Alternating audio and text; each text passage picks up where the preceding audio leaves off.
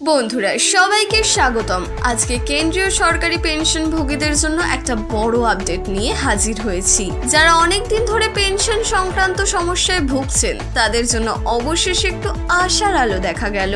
হ্যাঁ, দীর্ঘ 11 বছরের অপেক্ষার পর কেন্দ্রীয় মন্ত্রী মনসুখ মান্ডভিয়া নিজে আশ্বাস দিয়েছেন যে EPS 95 এর পেনশন সংক্রান্ত সমস্যাগুলো খুব দ্রুত সমাধান করা হবে। এটা কিন্তু সত্যি বড় খবর।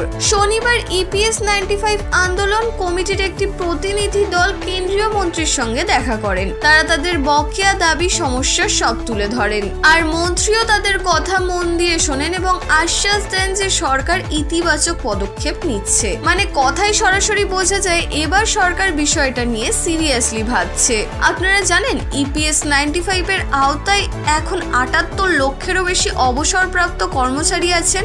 এত বড় একটা অংশ বহু দিন ধরে দাবি করে আসছে তাদের পেনশন বাড়াতে হবে, আর সেই দাবিগুলোর মধ্যে প্রধান কিছু হলো ন্যূনতম মাসিক পেনশন হতে হবে 7,500 টাকা, পেনশনের সঙ্গে DA যোগ করা, পেনশনভোগী ও তাদের স্বামী স্ত্রীর জন্য স্বাস্থ্য সেবা ফ্রি করা।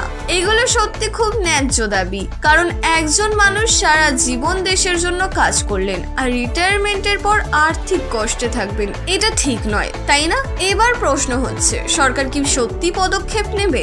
অনেক পেনশনভোগী এখনো পুরোপুরি আশাবাদী হতে পারছেন না, কারণ অতীতেও একাধিকবার প্রতিশ্রুতি দেওয়া হয়েছিল কিন্তু কাজ হয়নি। তাই এবার মানুষ আশা করলেও একটু সতর্কই আছেন। তবে কথা মানতেই হবে, মন্ত্রীর সাম্প্রতিক বক্তব্য অনেকের মনে নতুন আশা জাগিয়েছেন। পেনশন বৃদ্ধি, মেডিকেল সুবিধা সব মিলিয়ে এবার একটি বড় পরিবর্তনের সম্ভাবনা তৈরি হয়েছে।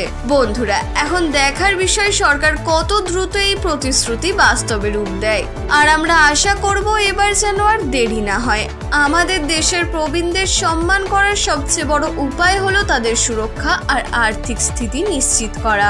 আপনারা কি মনে করেন, এবার সত্যি পেনশন বাড়বে? কমেন্টে জানাতে ভুলবেন না।